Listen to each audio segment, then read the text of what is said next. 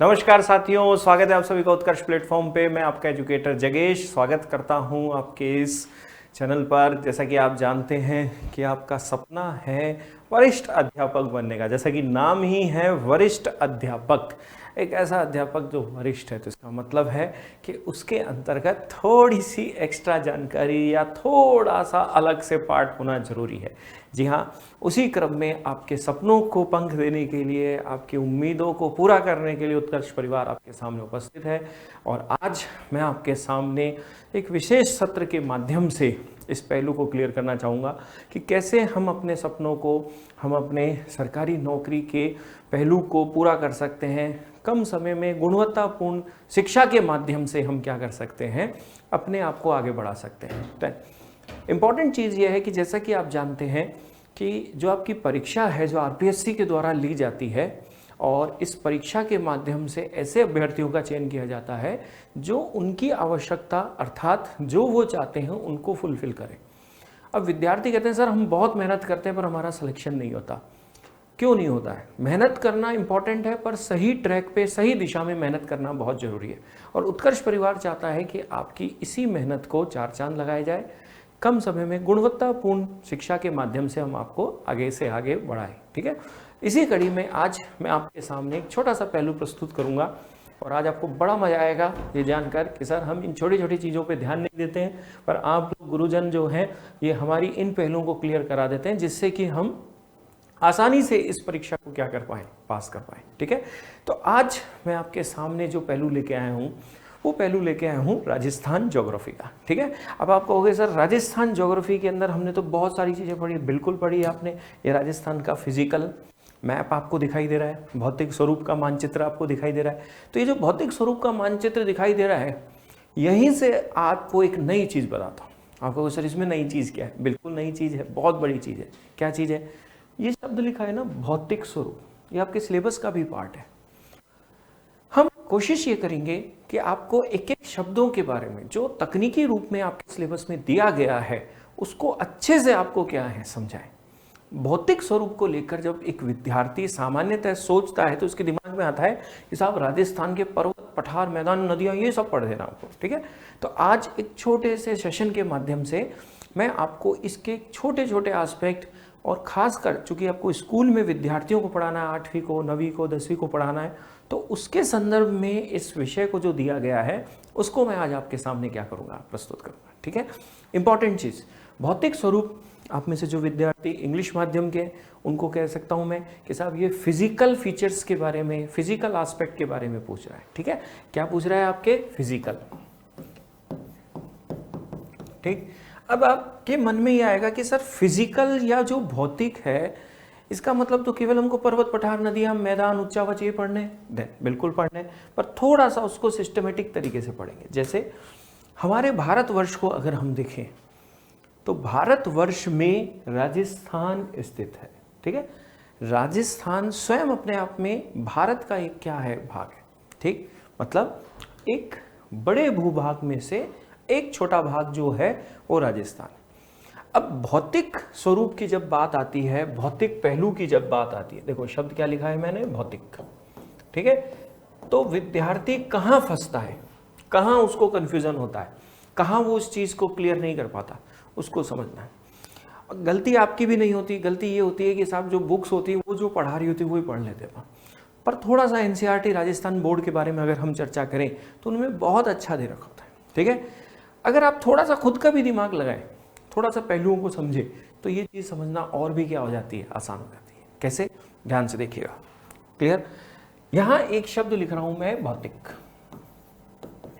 ठीक, उसके बाद मैंने एक शब्द लिखा भू आकृतिक।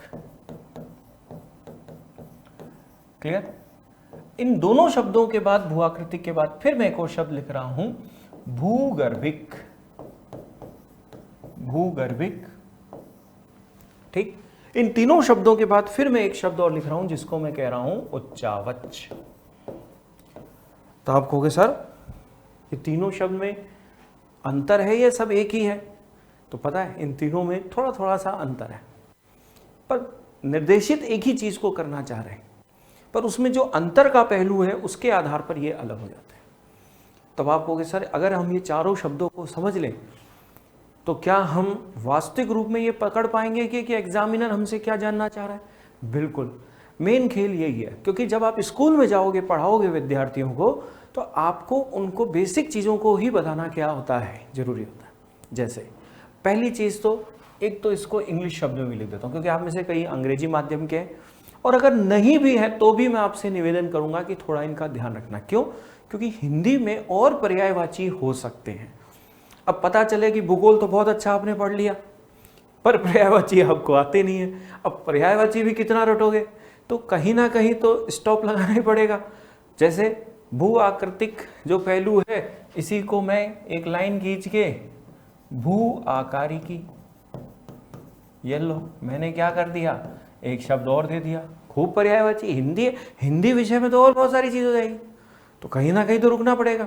आप कहोगे हाँ सर आप ये चीज़ बहुत अच्छा बोल रहे हो, आप ये बहुत अच्छी चीज़ समझा रहे हो कि कहाँ हम रुके, तो बेस्ट होता है कि मेन जो जनरल यूज़ हो रहा है हिंदी का शब्द उसके साथ उसकी टेक्निकली जो इंग्लिश की टर्मिनोलॉजी है उसको भी क्या कर लिया जाए, थोड़ा सा दिमाग में रख लिया जाए, जिससे कि कहीं कोई कन्फ्यूज़न नहीं हो।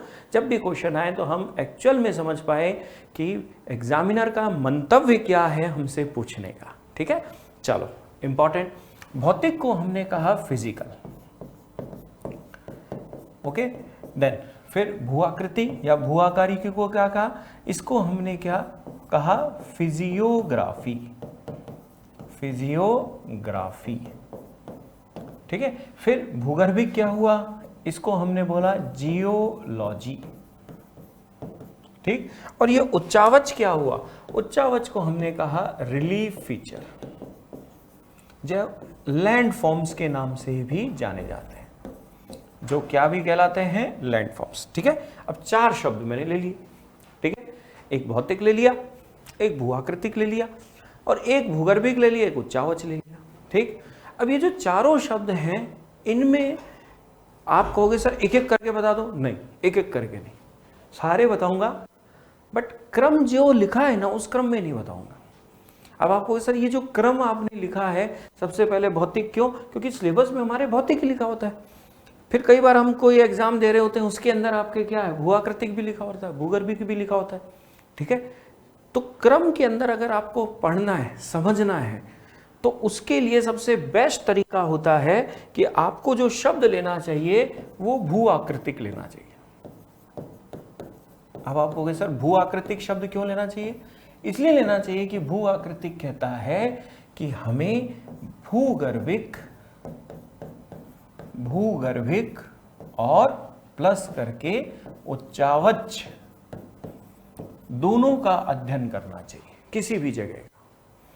मान लो राजस्थान या भारत, अब आप कह रहे हो कि साहब राजस्थान या भारत में भूआकृतिक पहलुओं का अध्ययन करो, तो भूआकृतिक का मतलब कैसे राजस्थान बना, अर्थात ये जो भूगर्भिक पहलू है ये कहता है राजस्थान का जो निर्माण हुआ है, इस निर्माण की जो प्रक्रिया है उसको समझाओ। ये जो निर्माण हुआ है ये किस समय में हुआ है, किस क्रम की चट्टानों से इसका निर्माण हुआ है, वो सब समझाओ। कैसे राजस्थान बना। अब आप कहोगे हाँ सर हमने नाम सुना हुआ है, गोंडवाना लैंड, अंगारा लैंड, ऐसे कई प्रकार से कई रूपों में, पेंजिया महाद्वीप, अरावली जो है भारतीय प्रायद्वीप का भाग है। तो जो राजस्थान अभी आपको वर्तमान में दिखाई देता है ना, जिसको हम ये राजस्थान भौतिक प्रदेश भारत का हिस्सा मानते हैं, ठीक है, ये जो राजस्थान का हिस्सा मानते हैं, तो ये जो राजस्थान है भारत का जो हिस्सा है ये एक्चुअली में भारतीय प्रायद्वीप से भी जुड़ता है। और भारतीय प्रायद्वीप से जुड़ने के साथ साथ वर्तमान में देखो तो इसमें मरुस्थलीय भाग भी दिखाई देता है, अरावली भी दिखाई देता है, मैदानी भाग भी दिखाई देता है, हाड़ौती भी दिखाई देता है। तो ये कब बना, कैसे इसका निर्माण हुआ, किस प्रक्रिया से हुआ, कौन सी चट्टानों से इसको क्या किया गया, निर्मित किया गया, निर्माण की प्रक्रिया, समय, इन सब का अध्ययन करना ही आपके कौन सा पहलू होता है, भूगर्भिक। और भूगर्भिक पहलू के आधार पर ही जैसे आप कहते हो सर, जैसे हम पढ़ते हैं, हम अध्ययन करते हैं कि जो राजस्थान है प्री कैम्ब्रियन समय में अरावली के रूप में बना है, यहाँ पर जुरासिक काल के अंतर्गत आकलवुड फॉसिल पार्क का विकास हुआ है, या जोधपुर क्षेत्र के अंदर बाप बोल्डर वाला जो भाग पढ़ते हो जो कार्बोनीफेरस पर्मियन का है, तो इसका मतलब आपको ये लगेगा कि सर जो अलग अलग समय में अलग अलग स्वरूपों का विकास हुआ है, वो अध्ययन या वो पहलू, निर्माण का प्रक्रिया का पहलू आपके संरचनात्मक पहलू के रूप में क्या कहलाता है? भूगर्भिक।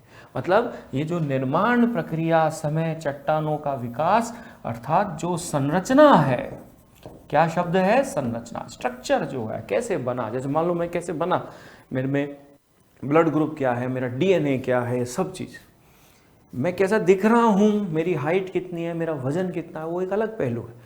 पर मैं कैसे बना, ऐसे राजस्थान कैसे बना, तो उसके पहलू को हम क्या बोलते हैं? भूगर्भिक, अर्थात जियोलॉजी। अब जो बना है वो दिखेगा।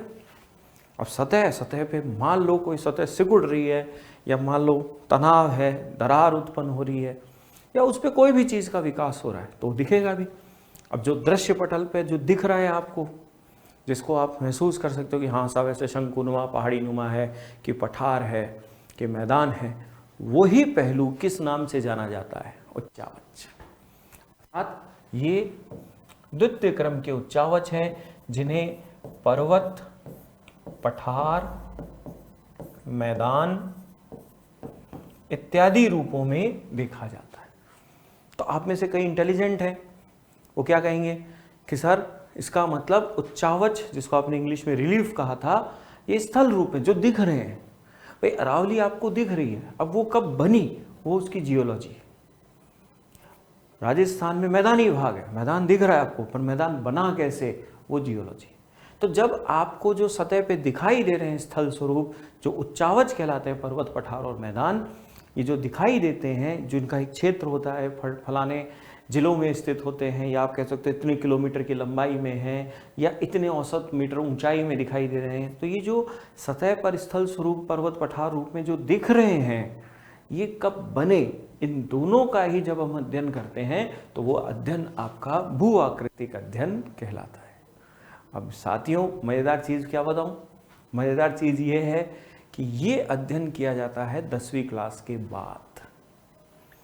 मतलब कोई प्रदेश जो है वो कब बना, कैसे बना, किस समय, किस प्रक्रिया से बना, अर्थात भूगर्भिक, और कैसा दिख रहा है, इन दोनों को रूपों में, तो वो अध्ययन होता है 10वीं क्लास के बाद। और 10वीं क्लास के बाद का मतलब 11वीं, 12वीं, ग्रेजुएशन, पीजी। तो जब भूगोल विषय का अध्ययन हो रहा है किसी भी क्षेत्र के बारे में, मान लो भूगोल को पढ़ाया जा रहा है, हमको भूगोल का अध्ययन कराना है, और भूगोल को जो अध्ययन कराना है वो कराना है 11th क्लास में, वो कराना है 12th क्लास में, वो कराना है आपके ग्रेजुएशन में। कहाँ कराना है? ग्रेजुएशन में आपको कराना है, स्नातक स्तर पे कराना है, या पीजी लेवल पर आपको पोस्ट ग्रेजुएशन में अध्ययन कराना है। किसी भी क्षेत्र के बारे में आपको अध्ययन कराना है। हमारा क्षेत्र कौन सा हो गया? ये 3 लाख वर्ग किलोमीटर का हमारा भूभाग, ये राजस्थान। तो इस राजस्थान का जब आपको अध्ययन कराना है, तो इस राजस्थान के अध्ययन में इसके बारे में कैसे बना, कैसे निर्मित हुआ, किस तरह से दिखाई देता है, ये सारे इस क्षेत्र के अध्ययन को ही हमने क्या नाम दिया? भू आकृतिक। क्या है? राजस्थान का भू आकृतिक पहलू, फिजियोग्राफी। ठीक है। पर अब आप हो सर, अगर एग्जाम है इसका कि हमको पढ़ाना है 8वीं, 9वीं, 10वीं में, भाई किस में पढ़ाना है? 8वीं, 9वीं, 10वीं में, तो क्या हमको भू आकृतिक पढ़ाना होगा क्या? नहीं सर, आपको भू आकृतिक नहीं पढ़ाना। मतलब अब आप शिक्षक हो, और शिक्षक होकर 8वीं, 9वीं, 10th क्लास इनको पढ़ाना। अब ये कौन बच्चे हैं? ये बिल्कुल बेसिक बच्चे, और इनको किसी क्षेत्र के बारे में क्या करनी है? जानकारी देनी है, इनको बताना है कि साहब ये जो राजस्थान है, तो राजस्थान जो है उसके बारे में हमको समझाना है। ठीक है। तो फिर आप कहोगे सर फिजियोग्राफी बतानी है इनको? नहीं साहब, 8वीं, 9वीं, 10वीं में इनको भौतिक पहलू के बारे में चर्चा करनी है। कौन से पहलू? भौतिक पहलू या भौतिक स्वरूप। तो फिर आप कहोगे सर इसमें फिर क्या बताया जाएगा? इसमें बताया जाएगा आपके केवल उच्चावच वाला पहलू। और उच्चावच पहलू के साथ थोड़ी सी चीजें और जुड़ेगी। अब आप कहोगे सर ये थोड़ी सी चीजें और क्या है, तब आप देखो क्या कहते हो।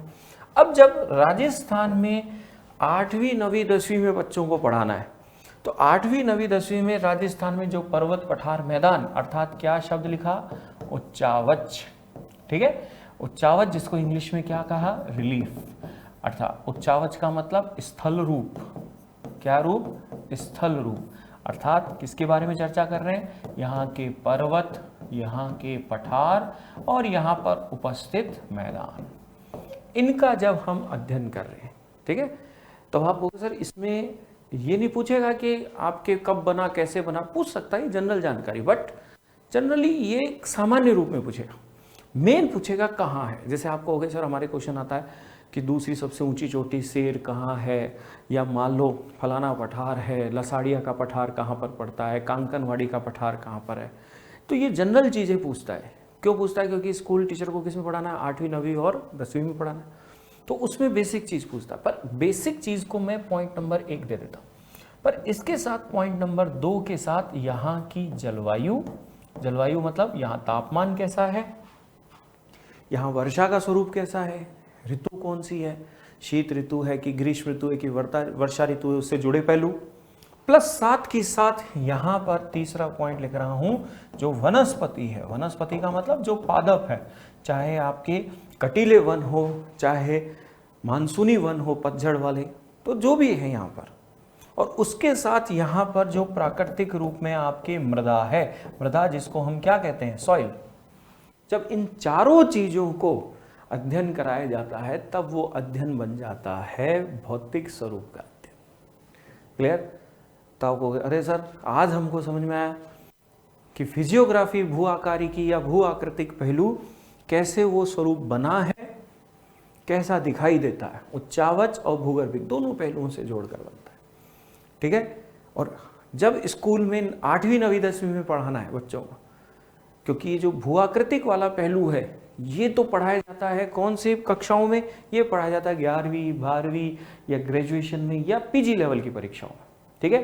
पर जब हमको पढ़ाना है कौन सी क्लास को, 8वीं 9वीं 10वीं को, तब उसके अंदर उस क्षेत्र विशेष के बारे में हमें किसका उल्लेख करना होता है, उच्चावच पर्वत पठार का, जलवायु का, वहाँ की वनस्पति का और वहाँ की मृदा का, तो वो स्वरूप है। तो आप कहोगे सर इसका मतलब अगर इस तरह से अगर हम पढ़ें तो हमें ये पता रहेगा कि हमको क्या पढ़ना है, किस रूप में पढ़ना है। तो आप कहोगे सर आज तो आपने बिल्कुल चीज़ क्लियर कर दी हमारी, कम से कम हमको ये समझ में आ गया कि भौतिक पहलू क्या हो गया। तो भौतिक पहलू का मतलब क्या हो गया, भौतिक पहलू का मतलब हो गया कि साहब आपको उच्चावच का अध्ययन करना है, मतलब पर्वत पठार, उच्चावच के साथ यहाँ की जलवायु का, जलवायु के साथ यहाँ की वनस्पति का, और यहाँ की वनस्पति के साथ साथ यहाँ उपस्थित मृदा का अध्ययन करना है। आप कहोगे सर अगर सिलेबस में मृदा जलवायु नहीं लिखी हुई है और शब्द लिखा हुआ है भौतिक, तो ऑटोमेटिक इन सब का आपको क्या करना होता है, मतलब इन सबको पढ़ना है, तब आप उस क्षेत्र विशेष के भौतिक पहलुओं का अध्ययन कर लें। पर अगर हमको भू आकार की फिजियोग्राफी का अध्ययन करना है तो फिर हमको भूगर्भिक, कौन से पहलू, भूगर्भिक पहलू प्लस कर देता हूं उच्चावच, दोनों पहलुओं का अध्ययन करना होता है। ये उच्चवर्ती क्लासों में या आरएस की परीक्षा, आईएएस की परीक्षा, फर्स्ट ग्रेड की परीक्षा, इनमें दिया जाता है, ठीक है। क्योंकि वो किसको पढ़ाएंगे फर्स्ट ग्रेड वाले, 11वीं 12वीं के बच्चों को, ठीक है, तब इन दोनों को किया जाता है, ठीक। तो आपको कि सर जैसे हमसे भी कई बार क्वेश्चन पूछ लेता है कभी कभार कि थोड़ा बहुत, जैसे भूगर्भिक तो स्वाभाविक है कि जब आप पढ़ रहे हो तो थोड़ा सा हल्का सा टच करके पढ़ना जरूरी होता है, ठीक है। पढ़ने की कोई मनाही नहीं होती, पर एक्चुअल में आपको पता होना चाहिए कि शब्द का क्या अर्थ है। अब वो पूछे कि साहब भूगर्भिक बताओ, तो भूगर्भिक का मतलब हमको उसकी संरचना बतानी होती है। संरचना का मतलब कैसे बना है, निर्माण प्रक्रिया बतानी होती है, किस प्रकार से बना है, निर्माण की समय अवधि बतानी होती है, किस समय में, जैसे प्री कैम्ब्रियन समय बना कि टर्शरी समय बना। अब जैसे भारतीय प्रायद्वीप अफ्रीका से अलग हुआ तो क्रिटेशियस समय में हाड़ौती क्षेत्र में लावा पठार अर्थात बेसाल्ट चट्टानों का विकास। तो देखो समय हो गया, अलग होना, ज्वालामुखी सक्रिय वाला स्वरूप हो गया, तो समय, निर्माण प्रक्रिया, संरचना, चट्टान हो गई बेसाल्ट उस रूप में, तो आपको अच्छा सर ये भूगर्भिक पहलू और कैसा दिखता है इन दोनों को ही जोड़ देते हैं तभी क्या हो जाता है भू आकृति। क्लियर? तो आप कहोगे सर इसका मतलब अगर कायदे से देखा जाए, मुद्दे मतलब एक पहलू को पकड़ा जाए तो कोई भी जगह है, कोई भी राज्य है, कोई भी देश है, उसमें सबसे पहले जो हमको अध्ययन करना होता है ना, वो मेन अध्ययन करना होता है भूगर्भिक। अगर कायदे से देखा जाए कब बना, कैसे बना। और भूगर्भिक अध्ययन करने के साथ अगर आपने वहाँ के किस पहलू का अध्ययन कर लिया, उच्चावच। उच्चावच का मतलब वहाँ पर उपस्थित पर्वत, पठार और मैदान। ठीक है, तो पर्वत, पठार, मैदान वहाँ जो उपस्थित है उसका अध्ययन कर लिया। कैसे वो बना है, भूगर्भिक पहलू का अध्ययन कर लिया। तो भूगर्भिक और उच्चावच दोनों का अगर आप अध्ययन कर लोगे तो वो कौन सा अध्ययन हो जाता है, भू आकृतिक फिजियोग्राफी। क्लियर?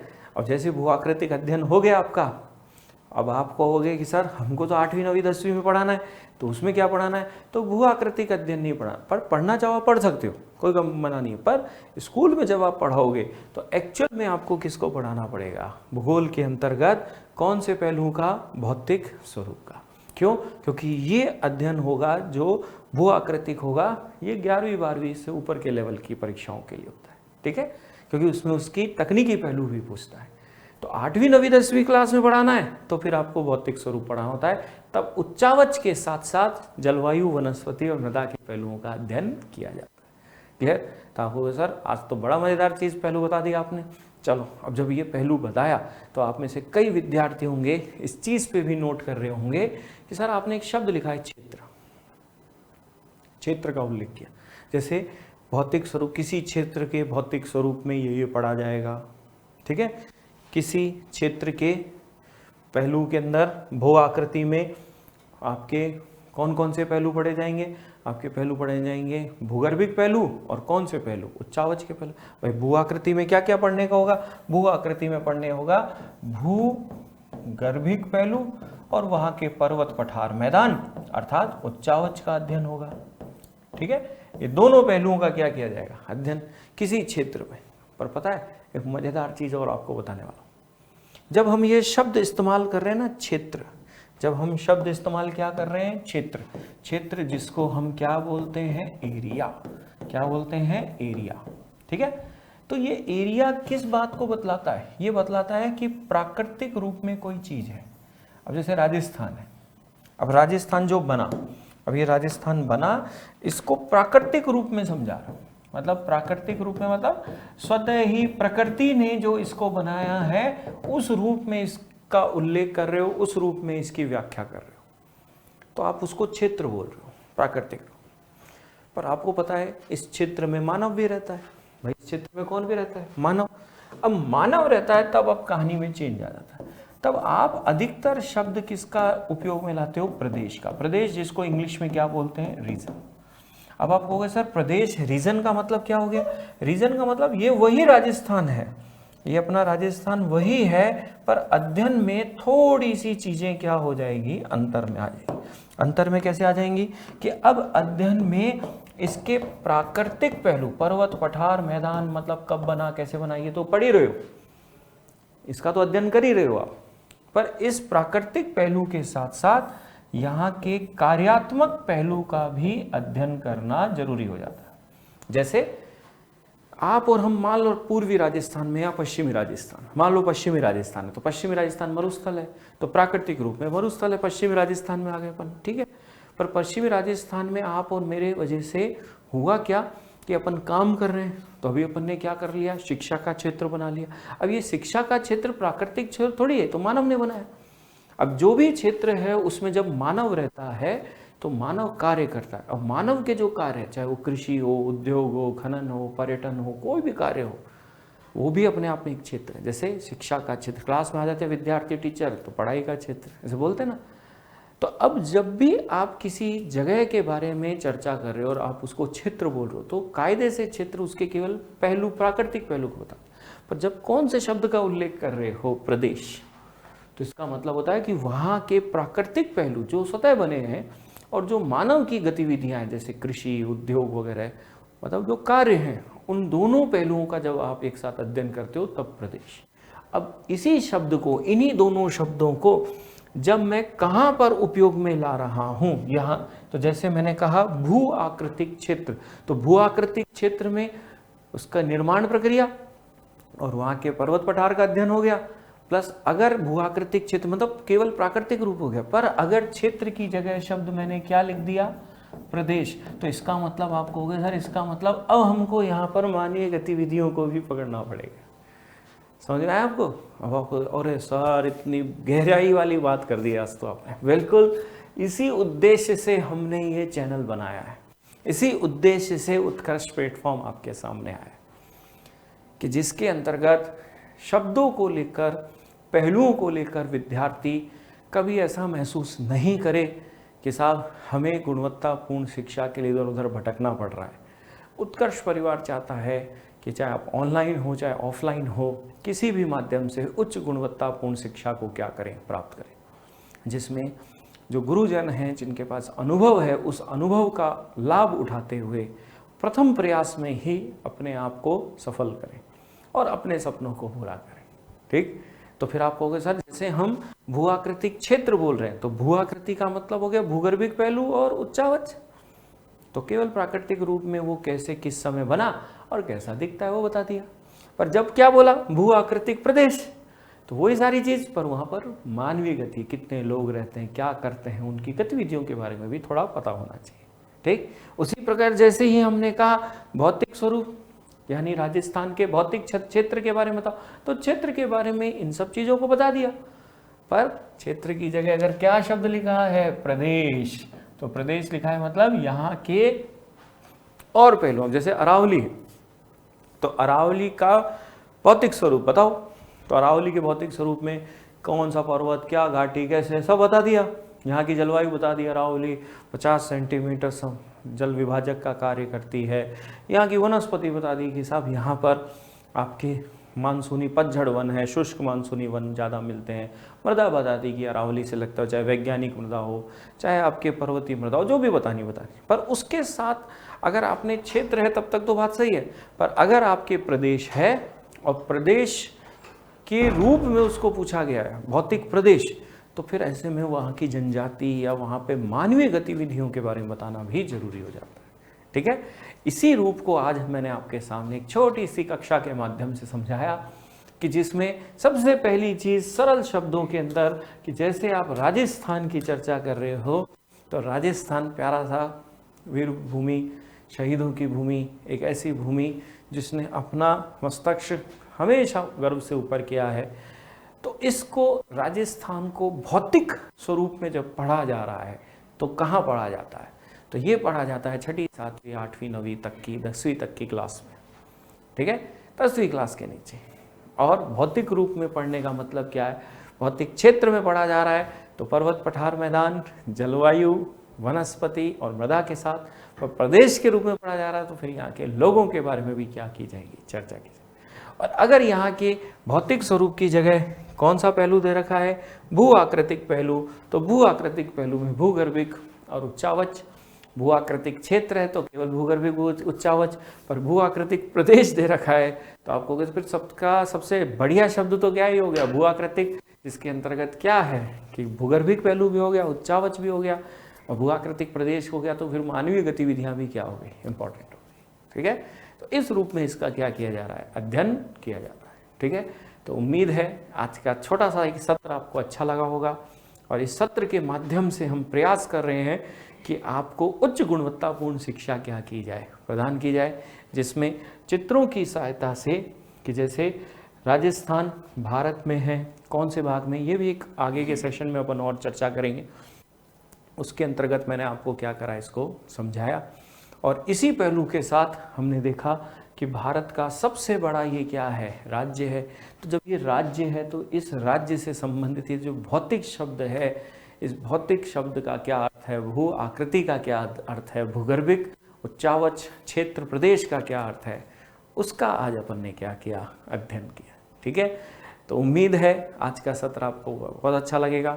अपना कमेंट, लाइक, शेयर जरूर कीजिएगा और अच्छा लगे तो ज़रूर बताइएगा कि हम और अच्छे से अच्छे कंटेंट को लेकर आपके सामने आएंगे। किसी विषय विशेष पर भी आप चर्चा करना चाहें तो हमारे चैनल से जुड़कर बिल्कुल आप क्या कर सकते हैं उसको बता सकते हैं। ठीक है, उम्मीद है एक नए सत्र के साथ फिर मिलेंगे अपन। तब तक के लिए नमस्कार, जय हिंद।